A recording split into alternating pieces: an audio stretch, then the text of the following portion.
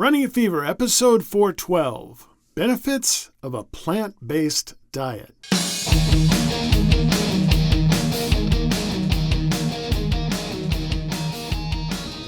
Welcome to Running a Fever. My name is Michael Davis, and this is a show about fitness, diet, and medicine. My goal is to live a long, healthy, happy, active life right up to the very end. It's all about loving my life enough to make it last as long as possible. Have you heard the hype about plant-based diets? I'm not sure when the word vegetarian went out of style, but now it's plant-based, so I guess I'd better get used to it. There are a number of reasons people go to a plant-based diet, but I think what's on all our minds is the health benefits. Here's a list of some of the benefits I found on the Mayo Clinic website. Reduces heart disease, lowers blood pressure, improves gut health, improves weight management, cuts down on the risk of chronic disease, is rich in nutrients, reduces environmental footprint.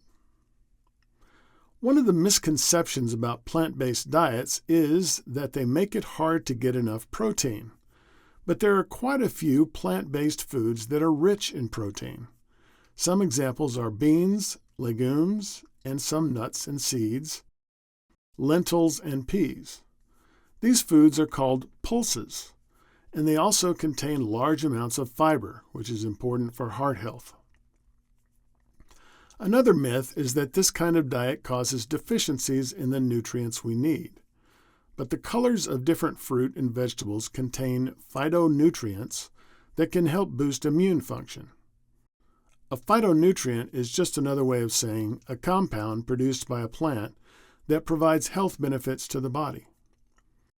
But if you're on a plant-based diet, you may need to supplement it with additional micronutrients, which are essential nutrients required in small amounts for various bodily functions, such as B12 and vitamin D.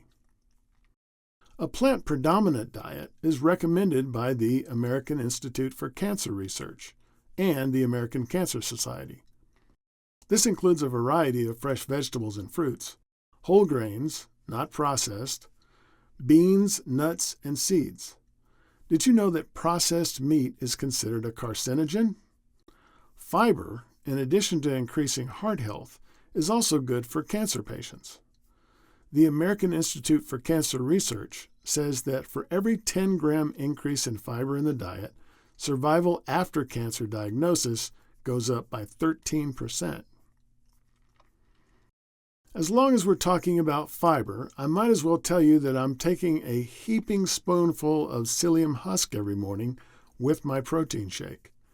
Let's just go off on a tangent, shall we? Psyllium is a soluble fiber derived from the seeds of Plantago ovata, an herb grown mainly in India. In addition to the heart and cancer benefits, psyllium can help regulate high cholesterol by binding to cholesterol in the digestive process so that it can be excreted before entering the bloodstream. It also helps regulate triglycerides and blood sugar levels. Triglycerides are just fat in the bloodstream. Fiber also helps digestion. So back to plant-based diets. How do some of these benefits work? The reduction in heart disease is due to the fact that the diet contains no dietary cholesterol, a very small amount of saturated fat, and lots of fiber. Meat, cheese, and eggs, on the other hand, have lots of cholesterol and saturated fat, which causes plaque buildup in the arteries, eventually leading to heart disease.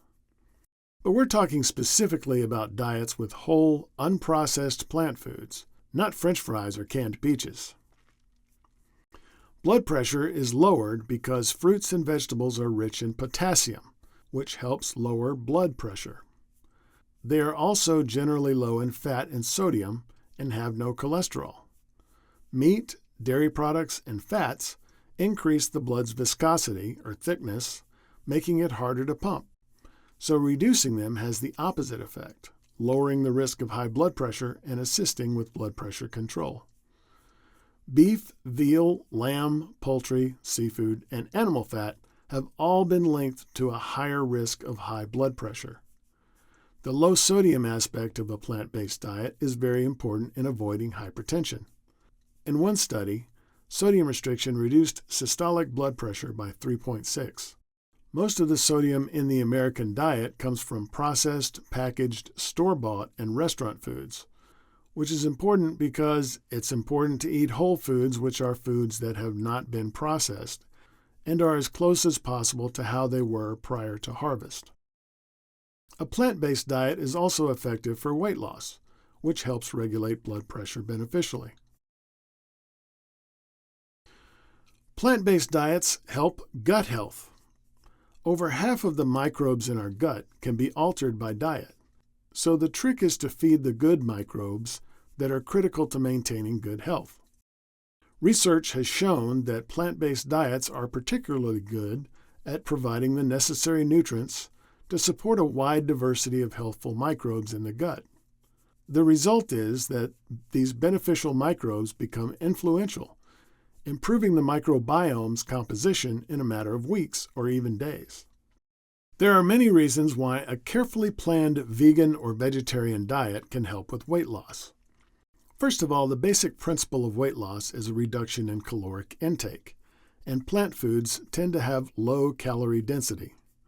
They are also rich in dietary fiber, which keeps your appetite in check and regulates your blood sugar levels.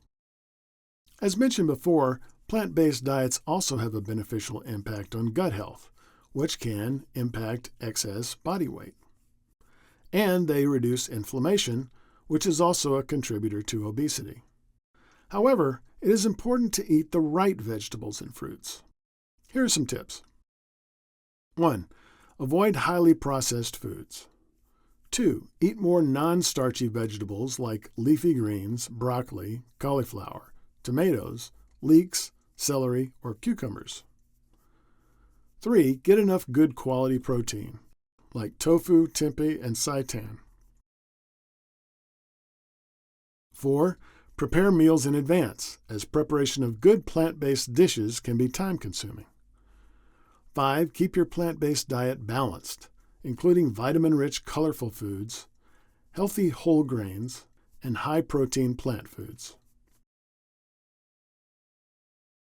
Reduction or reversal in disease. A low-fat, whole-food, plant-based diet is the only diet that has been shown to arrest and reverse atherosclerotic plaques in the heart arteries, responsible for causing heart attacks. Harvard researchers report that people who eat 8 or more servings of fruits and vegetables a day were 30% less likely to have a heart attack or stroke. In addition to its benefit for the hypertense, which in turn reduces the risk of stroke, this way of eating can also reverse diabetes, fatty liver disease, and early stages of prostate cancer. The more plant-based the diet after a diagnosis of breast and colon cancer, the better the chance of remission and survival. A carbon footprint is the total amount of greenhouse gases generated by our actions. Key to this is understanding how lifestyle choices, including diet, affect our carbon footprint. The meat and dairy industries are among the largest contributors to greenhouse gases, notably methane and carbon dioxide. Conversely, a plant-based diet is generally associated with lower carbon emissions. A vegan diet can reduce an individual's food-related carbon footprint by up to 73%, as suggested by a University of Oxford researcher. Beyond carbon footprint reduction, a plant-based diet offers other environmental benefits, including reduced land and water usage, biodiversity preservation, lower pollution and resource use, and the improvement of food production systems which could contribute to greater global food security. Well, that's a lot of benefits. What are the detriments? I've mentioned the myth that plant-based diets are nutritionally deficient. And they are, which is why you need supplementation and the right balance. A vitamin B12 deficiency can cause anemia and neurological problems. A low intake of calcium and vitamin D can lead to decreased bone mineralization and increased risk of fractures, along with reduced omega-3 fatty acids and low protein. Adjustments can be made and are probably worth it. Is a plant-based diet good for everyone? The general opinion around the diet is slowly shifting from the strict ideals of vegan and vegetarian to a flexible way of life that can be tailored to the individual. Plant-based diets are generally considered safe and healthy, but do require planning and lifestyle shifts around the foods an individual is choosing to consume. Choosing to eat primarily plant-based may positively impact the environment and improve the health of certain individuals. So there you are. I know I'm personally interested in getting more plant foods into my diet, though I probably won't go the full vegetarian route. What about you? Let me know in the comments. Don't forget to like and subscribe, and remember, if you've got the fever, keep it burning, and if you don't, catch the fever, and I will see you next time on Running a Fever.